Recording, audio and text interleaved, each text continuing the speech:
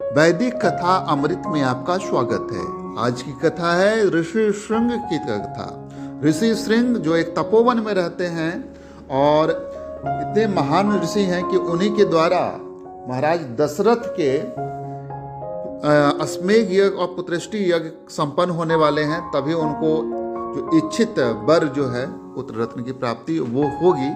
तो इसके संदर्भ में रामायण में ये कथा आती है ऋषि श्रृंग की, जो एक महान ऋषि हैं, तपोवन में रहते हैं, वहीं पे तपस्या करते हैं, वहीं पे स्वाध्याय करते हैं और अपने पिता के अलावा किसी को जानते नहीं, स्त्री को कभी देखा तक नहीं है। तो यहाँ पर स्त्री क्या होती है, उसकी बोली कैसे होती है, उसका स्पर्श कैसा है, इसका कुछ भी पता नहीं है। तो यहाँ पर एक अद्भुत कथा है कि कैसे ऋषि श्रृंग को तपोवन से लाया जाता है। तो आइए हम लोग कथा शुरुआत करते हैं। ये कथा रामायण में है। तो कथा शुरुआत करने के पहले हम लोग भगवान श्री रामचंद्र जी को, लक्ष्मण जी को, माता सीता को और पवन सुत हनुमान को की जयकार लगाते हैं, नमस्कार करते हैं, वाल्मीकि ऋषि को प्रणाम करते हैं। तो आइए कथा की शुरुआत करते हैं। कथा इस प्रकार है कि सुमन जी राजा दशरथ को बता रहे हैं कि महर्षि कश्यप के एक पुत्र हैं विभांडक, और विभांडक के पुत्र हैं ऋषि श्रृंग, और वो सदा ऋषि श्रृंग जो हैं वन में ही रहते हैं और वन में उनका लालन पालन हुआ है, वो वहीं पर बड़े हुए हैं। और सदा पिता के साथ रहने के कारण वर जो है ऋषि श्रृंग हैं किसी दूसरे को नहीं जानते।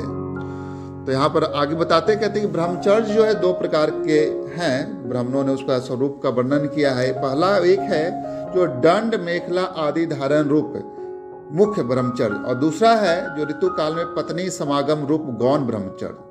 तो ये ऋषि श्रृंग ने दोनों प्रकार के ब्रह्मचर्य का पालन किया है। तो यहाँ पर बता रहे हैं कि एक समय की बात है कि अंग देश के राजा रोमपाद हैं, वो बड़े ही प्रतापी या बलवान हैं, लेकिन उनके द्वारा धर्म का उल्लंघन हो गया है, जिसके कारण उनके देश में अनावृष्टि हो गई है, सूखा पड़ गया है और सब लोग इससे बड़े ही भयभीत हैं।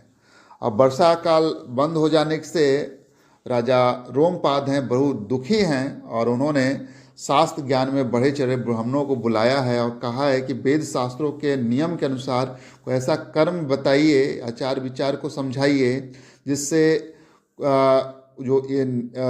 कोई ऐसा नियम बताइए जिससे ये जो पाप है उसका प्रायश्चित हो सके और यहाँ पर अनावृष्टि का संकट दूर हो सके। तो राजा के ऐसा कहने पर विद्वान ब्राह्मणों ने उनको सलाह देते हैं कि राजन, विभांडक के पुत्र ऋषि श्रृंग वेदों के पारगामी विद्वान हैं और वो आप सभी उपायों से उन्हें यहाँ ले आइए, किसी तरह उनको यहाँ पर ले आइए और उनका सत्कार कीजिए, और फिर एकाग्र चित्त से वैदिक विधि के अनुसार उनके साथ अपनी कन्या शांता का विवाह कर दीजिए। शांता ये वही हैं जो महाराज दशरथ की पुत्री हैं और भगवान रामचंद्र जी की बड़ी बहन हैं।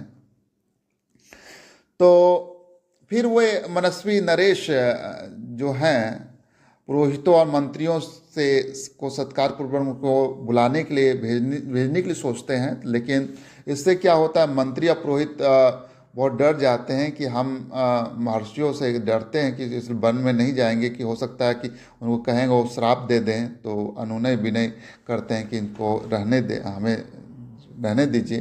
तो इसके बाद सोच विचार करके वे राजा को योग उपाय बताते हैं उसके बाद, और इस प्रकार उनको एक उपाय बताते हैं। कहते हैं कि जो नृत्य करने वाली जो स्त्रियां हैं, तो इस प्रकार वेश्याओं जो उसको कहते हैं, जो अंगराज मुनि कुमार ऋषि श्रृंग को वहाँ पर से ले आएगी, और इससे होगा कि वहाँ के इंद्रदेव की कृपा से फिर वर्षा होगी, और फिर राजा उन्हें अपने पुत्री शांता को समर्पित करेंगे। तो इस तरह वो जमाता बन जाएंगे और उनके लिए यज्ञ को सुलभ करा देंगे। तो आगे कथा में ये बताते हैं कि उनको लाया के मतलब राजा दशरथ हैं जो बड़े उत्साहित हैं कि उनको कैसे आखिर लाया कैसे गया। तो इस पर कथा को आगे करते हुए कहते हैं कि राजा के आज्ञा पाकर सुमंत कहते हैं कि राजन, रोमपाद के मंत्रियों ने ऋषि सिंह को वहाँ किस प्रकार जिस प्रकार और जिस उपाय से बुलाया था उस सब में को बता रहे हैं और सारे मतलब दरबार में राजा दशरथ को इसको कथा को सुना रहे हैं।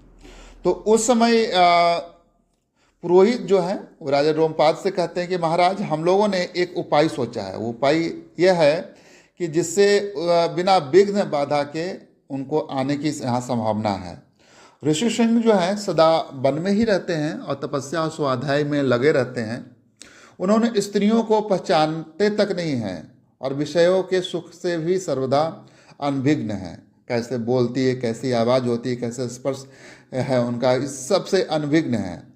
यदि सुंदर आभूषणों से विभूषित मनोहर रूप वाली वेश्याएं वहाँ जाए तो वे भांति भांति के उपायों से उन्हें लुभाकर इस नगर में ले आएगी, अतः इन्हें सत्कार पूर्वक भेजना चाहिए। यह सुनकर राजा ने पुरोहितों को उत्तर दिया कि बहुत अच्छा, आप लोग ऐसा ही करें और व्यवस्था करें इसकी।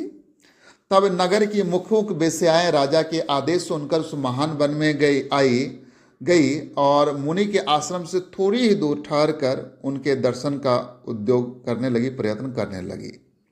अब मुनि कुमार ऋषि सिंह हैं जो बड़े ही धीर स्वभाव के हैं, सदा आश्रम में रहते हैं। उन्हें सर्वदा अपने पिता के पास रहने में ही अधिक सुख मिलता है, अतः वे कभी आश्रम के बाहर नहीं निकलते थे। उन तपस्वी ऋषि कुमार ने जन्म से लेकर उस समय तक पहले कभी न तो कोई स्त्री देखी थी और ना पिता के सिवा दूसरा किसी पुरुष का ही दर्शन किया था। नगर या राष्ट्र के गांवों में उत्पन्न हुए दूसरे प्राणियों को वो देख ही नहीं पाए थे। तदंतर एक दिन क्या हुआ कि विभांडक कुमार ऋषि सिंह अकस्मात घूमते फिरते उस स्थान पर आए जहां वे वेश्याएं ठहरी हुई थी। वहीं उन्होंने उन सुंदर वनिताओं को देखा।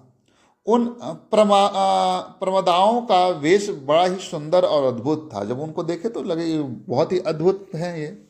वे मीठे स्वर में गा रही थी, उन्होंने गाना भी नहीं सुना था आज तक स्त्रियों के स्वर का।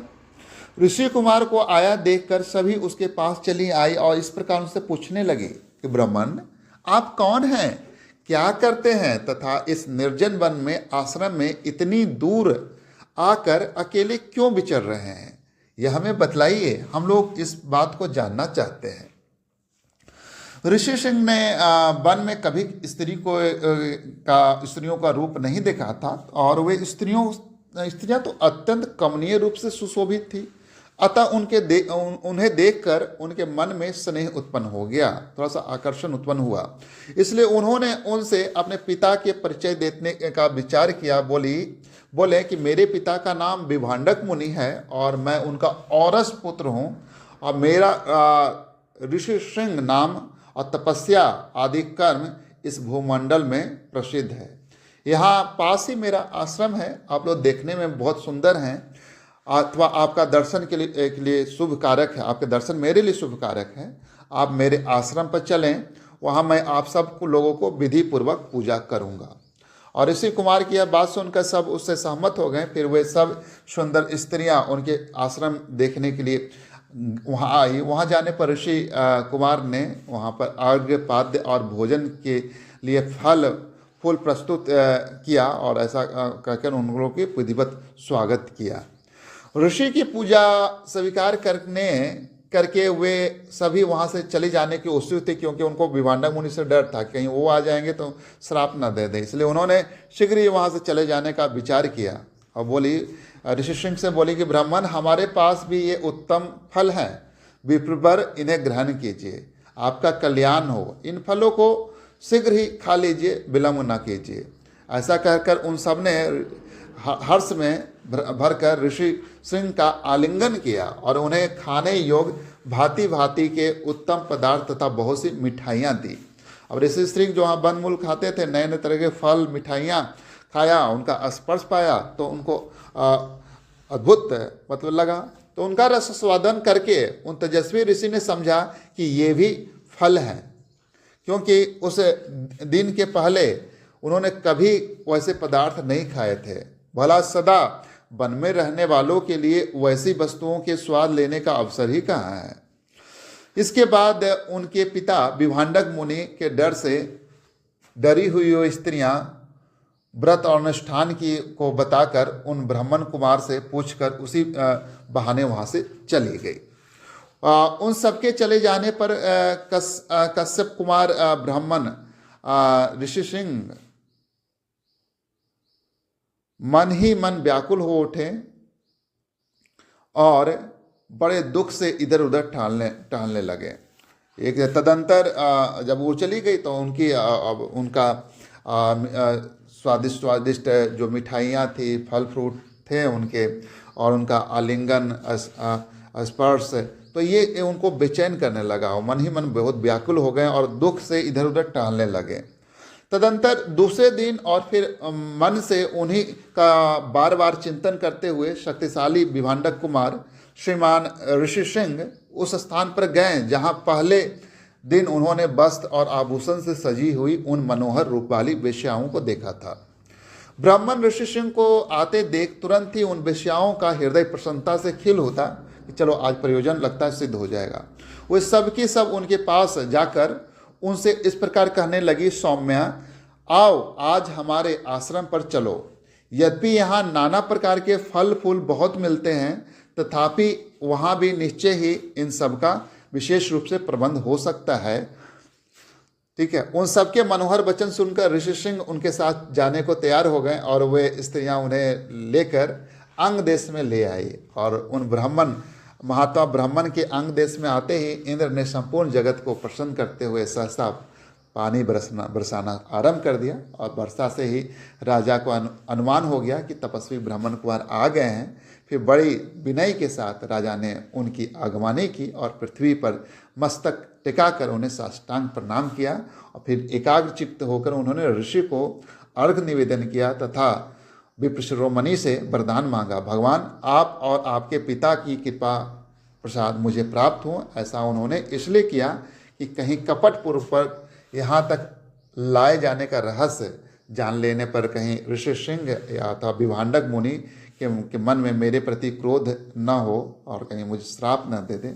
उसके बाद ऋषि सिंह को अंतःपुर में ले जाकर उन्होंने शांत चित्त से अपनी कन्या शांता का उनके साथ विधि पूर्वक विवाह करा दिया। ऐसा करके राजा को बड़ी प्रसन्नता हुई और इस प्रकार महातेजस्वी ऋषि सिंह राजा से पूजित हो संपूर्ण मनोवांछित भोग प्राप्त कर अपनी धर्म पत्नी शांता के साथ वहाँ रहने लगे। और ये कथा रामायण में आती है, तो अद्भुत कथा है, तो इसको आप आनंद लीजिए। धन्यवाद। हरे कृष्णा। जय श्री राम।